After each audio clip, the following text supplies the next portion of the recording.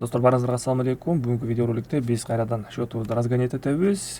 Биринчи видеороликте, бул уже 4-чү видеоролик болуп атат по счету да. И биринчи видеороликте биз минимальный сумма менен марафон кылып балансыбызды көтөрүп атабыз да. Вот, азыр балансыбыз 932, акыркы видеороликте бизде 800-700 доллар болчу эле, азыр болсо 932 долларга көтөрүлүп калды да. Бул эмне себептен? Анткени биз телеграмыбызда дагы торговля кылабыз. Телеграмда бүгүнкү статистикабыз получается так. Давайте карап көрөлү. Мынакей биринчи сессия 17 июнь.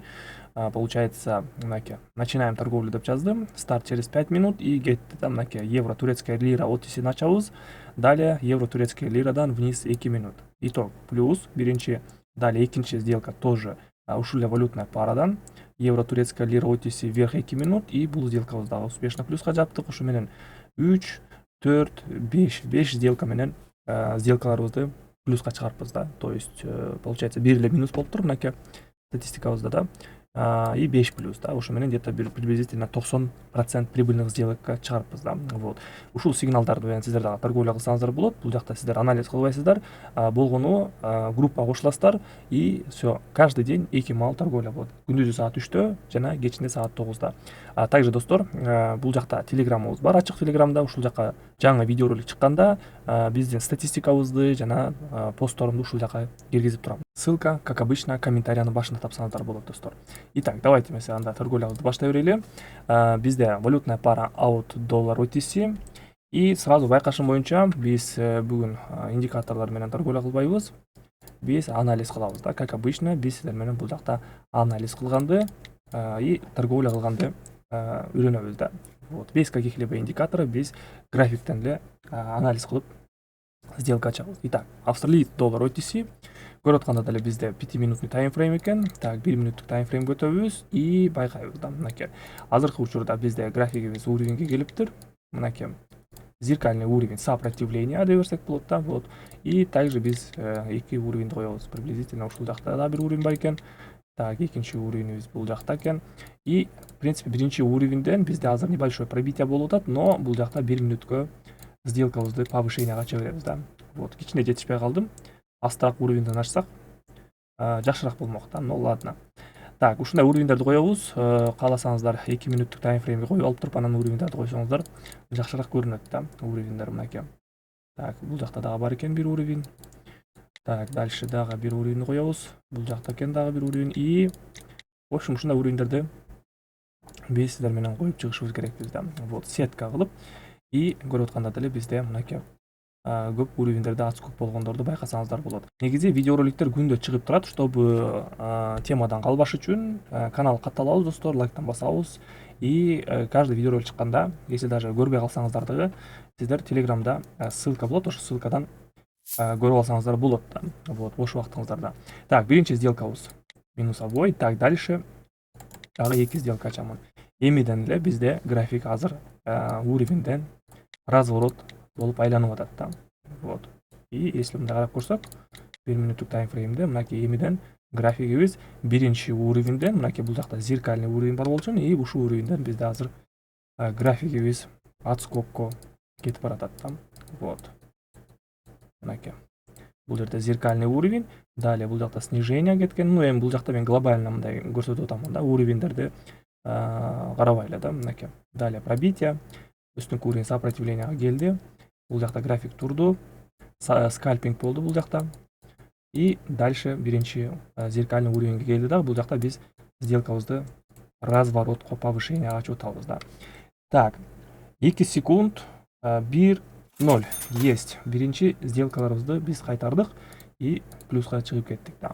Итак, кийинки сделкам AED Чинивай OTC. Бул жактан 1 минуткө от уровня сопротивления астыга ачамын да. Мынакей уровень бар экен, сразу койдук.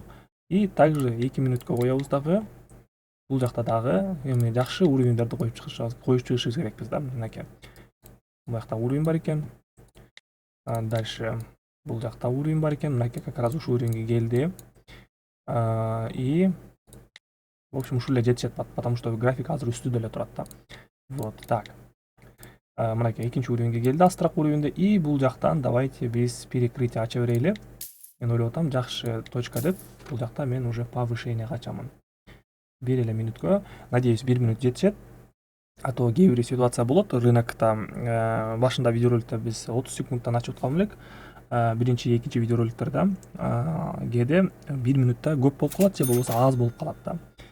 Так, получается, биринчи сделкабыз AED Теневой OTC'ден плюска жабылды и сразу экинчи уровеньден биз бул жакта повышение ачып атабыз да. Почему-то мен 2 сделка ачып койдум. 1 эле сделка ачышым керек эле да. Блин, жестко протупил. Мен силерге сүйлөп атып, мен өзүм сделкаларымды байкабай эле турамын да. Опасный момент 7 5 3 2 1 0 да.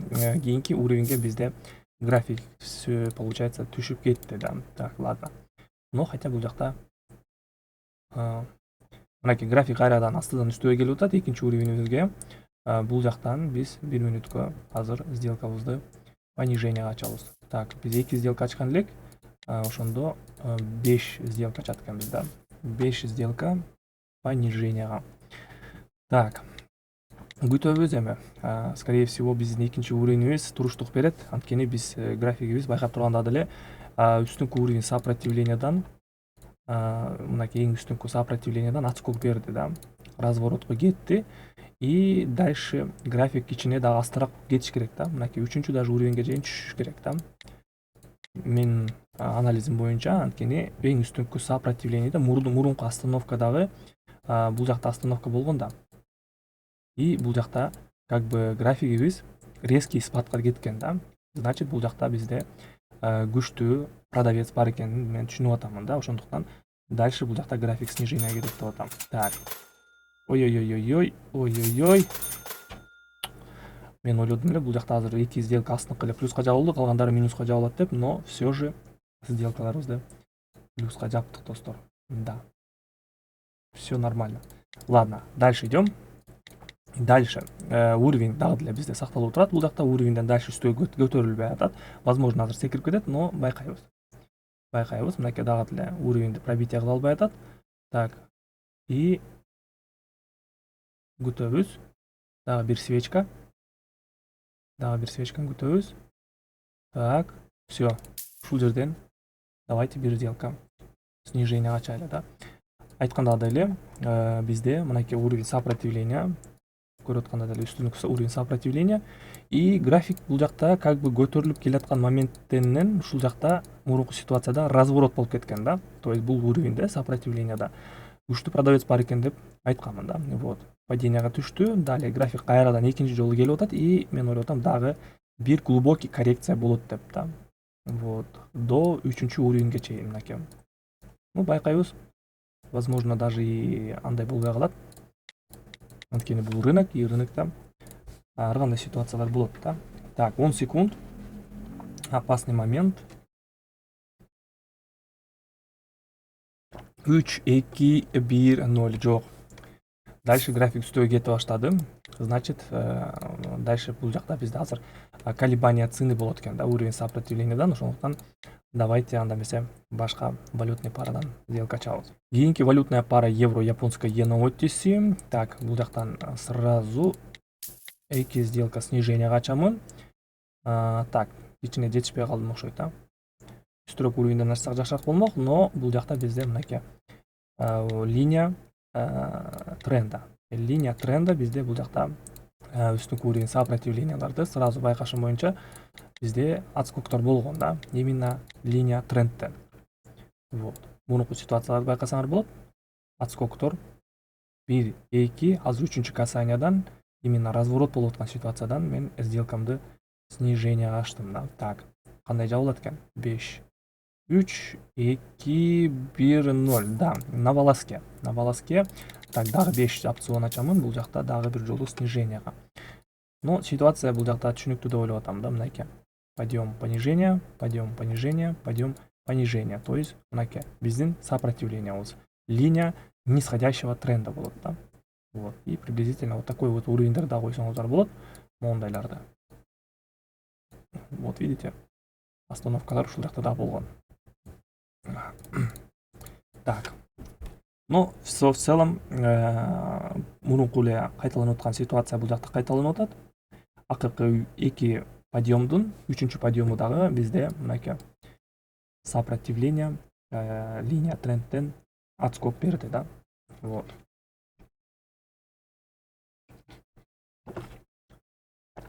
Так, 1 секунд и есть. Ушундай достор. Балансыбызды $1000 жеткиздик. Акыркы видеороликте мен айтканмын, что если мен $1000 жеткен болсом, да, счетум жеткизген болсом, мен Телеграмда конкурс кыламын деп, да. То есть раздача кыламын $20 2 кишиге да, $20 2 кишиге таратамын деп айтканмын. И ал конкурста утуп алыш возможно, да, любойуңар участвовать этип утуп алсаңар болот. Силер болгону видеого лайктан басып, комментариядан жазып и подписаться болушуңар керек да. YouTube'да дагы и Телеграмда дагы. Вот. Болгону ушул эле. И сразу получается бүгүн бизде 17 июнь, да. Давайте 22 июнда деп берели да. 22 июнда мен пост киргиземин и ошо 22 июнда, 23 июндарда мен розыгрыш кыламын. Ошондуктан канал катталыңыздар, канал катталып и күтүңүздөр да. Вот. Так, дальше. Валютная пара. Валютная пара евро, японская иенадан бизде отрабатывает этти бул жакта. И давайте дальше. Так, вот. Евро, Новая Зеландия тотиси. Сразу байкап атам ситуацияны. Готовить этебиз. 1 мүнөткө $20. И ушул жерден бир опцион покупкага кире берет да. Вот. Экинчи видеороликте же үчүнчү видеороликте мен вроде бы силер байкасаңар керек да, бул жакта бизде мондай ситуациялар болгон да. Вот. Повышение, дагы бир жолу повышение, то есть ушундай сигнальный знак да. Сигнальный знак. Мындай учурларда биз бул жакта астыда уровень болот да. Вот. Астыда уровень болот и ушул жактан бизде график 70% график көтөрүлүп кетет да. Вот. Бирок бул жакта андай ситуация что-то болбой атат. Но дагы бизде 17 секунд бар. Давайте байкайлы кандай жыйынтык менен жабылат экен да. Но перекрытие дагы ачабыз. По-любому бул жакта бизде мынакей астыда уровень бар экен эле.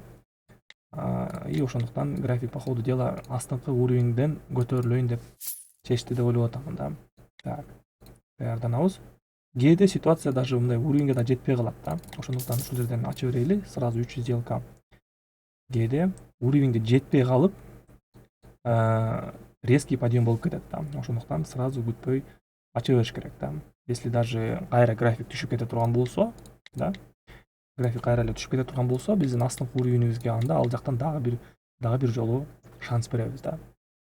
Анткени биздин анализибиз ушул жакта болду да. Ушул жактан разворот кетет деп биз силер менен башында анализ кылдык и ошол анализди придерживать этишибиз керекпиз да. А если придерживать этип эле дальше торговля кылып, каждый сделкаңда мнениең алмаша берсе, стратегияң алмаша берсе, анда сен бул жакта акча таба албайсың да. Вот. Ошону силер дагы учтить этишиңер керек. Бир стратегия башында койдуңарбы, график кандай жылат, и силер дагы ошо сделкаңарды ошондой ачышыңар керек да. Как минимум 3-4 сделка. Так, сделкабыз успешно плюска жабылды. Баланс $1048. Достор, YouTube каналга катталабыз, лайктан басабыз. Эгерде суроолоруңуздар болсо, Телеграмга жазыңыздар. И по поводу сигналов, достор, ссылка комментариянын башында тапсаңыздар болот.